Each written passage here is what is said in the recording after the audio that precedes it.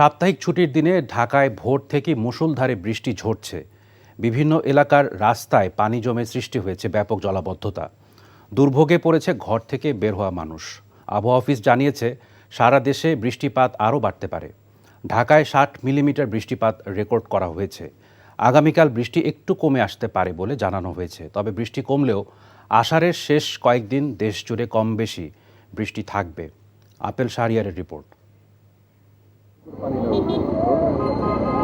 আকাশ ভেঙে মুষলধারে বৃষ্টি। ভোর থেকে টানা বৃষ্টিতে রাজধানীতে তলিয়ে গেছে বিভিন্ন এলাকার অলিগলি, এমনকি প্রধান প্রধান সড়কগুলো। মানিক মিয়া এভিনিউ, ধানমন্ডি, বিজয় সরণি, জিগাতলা, গ্রিন রোড, পান্থপথ, মিরপুর সহ পুরান ঢাকার বিভিন্ন অলিগলি তলিয়েছে বৃষ্টির পানিতে। হাজারীবাগ, মোহাম্মদপুরেও জমেছে পানি, সৃষ্টি হয়েছে জলাবদ্ধতা। বিভিন্ন এলাকায় পানি জমায় অসহনীয় দুর্ভোগে পড়েছে মানুষজন।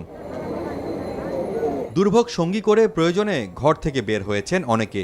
সাপ্তাহিক ছুটির দিনে ঘরের বাইরে বের হওয়া মানুষের সংখ্যা কম হলেও দুর্ভোগটা ছিল সীমাহীন। বৃষ্টিতে ভিজে পড়ে হলেও যাইতে হবে অফিসে। এখন ওই ইসেই বের হয়ে গেছি বাসা থেকে, কিছু তো করার নেই ভাই, কর্মস্থলে তো যেতেই হবে। হাঁটু আমার পানির জন্য কিছু করা যায় না, এই আর কি করবো। গরিব মানুষ বাইরে কাজ করে খাইতে হইব। বাজে অবস্থা হবে সেটা আমরা আন্দাজ করতে পারিনি। বাসা থেকে বের হয়ে দেন দেখলাম যে এত কিছু, বাসার সামনেই এই হাঁটুর ওপর পর্যন্ত পানি, আর পুরো রাস্তা পানিতে ভরা। আমাদের চাকরি করিতে ওই জন্য বৃষ্টিতে বেরোতে হয়েছে। আর আমাদের এখানে পানি এতটুক, বাসার নিচে পানি এতটুক, আমরা রিক্সা নিয়েছি এতটুকু আসি, রিক্সা আর আসে না। যে কোনো সময় বন্ধ হয়ে যাওয়ার শঙ্কা নিয়ে চলতে দেখা গেছে যানবাহন। বেশ কয়েকটি যানবাহন নষ্টও হয়েছে। রাজধানীবাসীকে বিভিন্ন গন্তব্যে যাওয়ার জন্য সময় হাতে নিয়ে বের হওয়ার অনুরোধ জানিয়েছে ডিএমপি ট্রাফিক বিভাগ। এদিকে আবহাওয়া অফিস বলছে আগামীকাল থেকে বৃষ্টিপাত কিছুটা কমবে। এই যে বৃষ্টিপাতের প্রবণতা, আমি পূর্বেই বলেছি যে অ্যাক্টিভ মৌসুম অর্থাৎ মৌসুমি বায়ু সক্রিয় থাকার কারণে স্বভাবতই আমাদের দেশে বৃষ্টিপাতের পরিমাণটা একটু বাড়ে এবং এই ধারাটা আজকে পর্যন্ত অব্যাহত থাকবে। কাল থেকে অঞ্চলভেদে বৃষ্টিপাতের পরিমাণটা কমে যাবে। মেঘলা থাকতে পারে সারা দেশের আকাশ। Apel Shahriar, NTV news, Dhaka. এখন জন্ম সনদ দিয়ে খোলো বিকাশ স্টুডেন্ট অ্যাকাউন্ট। নিজের বিকাশ নিজে কর। রাজধানীর ধানমন্ডি এলাকায় আছেন আমাদের সিনিয়র করেসপন্ডেন্ট মইদুল ইসলাম, যাচ্ছি তার কাছে।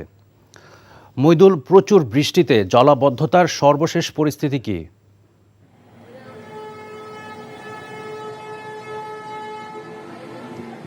জলাবদ্ধতার যে সর্বশেষ পরিস্থিতি সেটা আমি যে ধানমন্ডির 27 অবস্থান করছে সেই জায়গাটার চারপাশে অবস্থা দেখে বুঝতে পারছেন কতটা জলাবদ্ধতার সৃষ্টি হয়েছে। এবং আপনার সকাল 10:30টার পরে কিন্তু তেমন মুষলধার বৃষ্টি হয়নি, কিন্তু সেই থেকে কিন্তু জলাবদ্ধতা এখনো আছে, আমরা দেখতে পেয়েছি। এবং এই যে 27 নম্বর মোড়, যে এখানে দেখতে পাচ্ছে যে কয়েকটি বাস এখনো যে ইঞ্জিন বন্ধ হয়ে অনেকটা বিকল হয়ে এখানে পড়ে আছে। শুধু বাসটা এবং ব্যক্তিগত পরিবহন, অনেক মোটরসাইকেল, সিএনজি সহ আরও অনেক যানবাহন এখানে পড়ে আছে। এবং একটা চারপাশে একটা জটলা তৈরি হয়ে আছে যানবাহনের, এবং যানজট বলা যেতে পারে যে জলাবদ্ধতার কারণে এখানে যানজট তৈরি হয়ে আছে। এবং এখানে মানুষজন যে চলাফেরা করছে সেটাও অনেকটা দেখা যাচ্ছে যে একজনের পিঠে চড়ে আরেকজনের জায়গাটা পার হচ্ছে, বা রিক্সায় এবং কয়েকগুণ বেশি ভাড়া দিয়ে রিক্সায় পার হচ্ছে। বা সার্বিকভাবে বলতে গেলে যে এখানে একটা যে পরিস্থিতি তৈরি হয়ে গেছে সেটা আসলে কখন নাগাদ শেষ হবে এখনো বলা যাচ্ছে না। কারণ এই জায়গাটা আসলে দীর্ঘদিন ধরে এইরকম সমস্যার সৃষ্টি হয় যখন একটু ভারী বৃষ্টিপাত হয়, আমরা সেরকম দেখতে পেরেছি। শুধুমাত্র এই ধানমন্ডির 27 না, এর আগে আমরা দেখেছি যে জিগাতলা মোড়ে, গ্রিন রোড এবং ধানমন্ডির অন্যান্য জায়গায় এবং লালমাটিয়ার ভেতরে আমরা দেখেছি যে অনেক জলাবদ্ধতা তৈরি হয়েছে এবং মানুষজন আসলে চলাফেরা করতে পারছেন। তবে আজকে শুক্রবার সাপ্তাহিক ছুটির দিন হওয়াতে মানুষের কিছুটা মানুষ যেহেতু রাস্তাঘাটে একটু কম বের হয়েছে, সেই কারণে একটু কম ভোগান্তি হচ্ছে। কিন্তু অন্যান্য দিনগুলোতে যদি এরকম পরিস্থিতি হয় তাহলে কি অবস্থা দাঁড়াতে পারে সেটা আপনি চিন্তা করলে বোঝা যাবে। এবং এই যে বৃষ্টিপাত হচ্ছে, এবং এটা কিন্তু আসলে যে এখন বর্ষাকাল, এটা আরও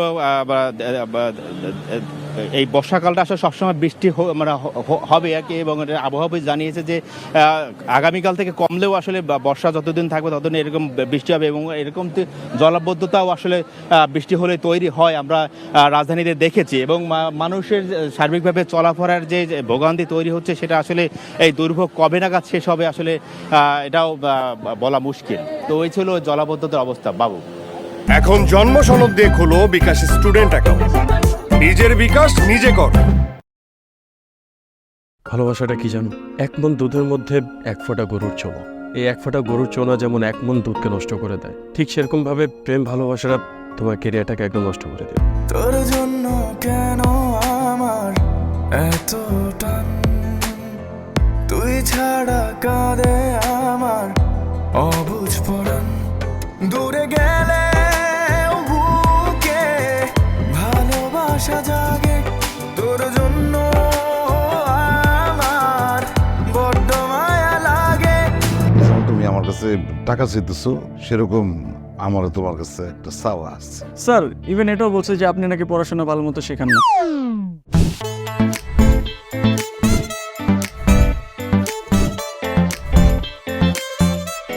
অল্প বয়সে জীবনের সরোবরে ভালোবাসা নামক একটি চোনা ঢুকিয়েছে, তারপর থেকে আমার জীবনটা নষ্ট। মানুষের জীবনের তাগিদে মাঝে মধ্যে দূরে সরে যেতে হয়, আবার জীবনের প্রয়োজনে ফিরে আসে। আমিও ফিরবো।